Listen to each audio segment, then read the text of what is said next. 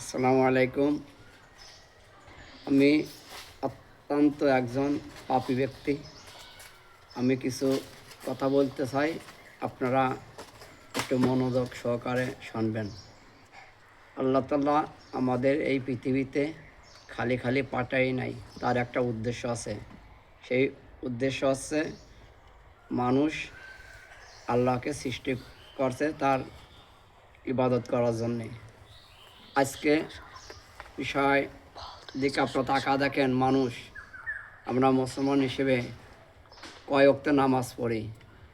ঠিক মতন 5 ওয়াক্ত নামাজ পড়ি না। আল্লাহ তাআলা হাসরের দিনে প্রথমে নামাজের হিসাব নেবে। যারা নামাজের হিসাব দিতে পারবে তারাই ইনশাল্লাহ জান্নাতে অতি দ্রুত চলে যেতে পারবেন। আর যারা হিসাব দিতে পারবেন না তারা দোজখে চলে যাবেন। তাই আমি আপনাদের দুটো পায়ে ধরে বলছি, আপনারা যারা নামাজ পড়েন না তারা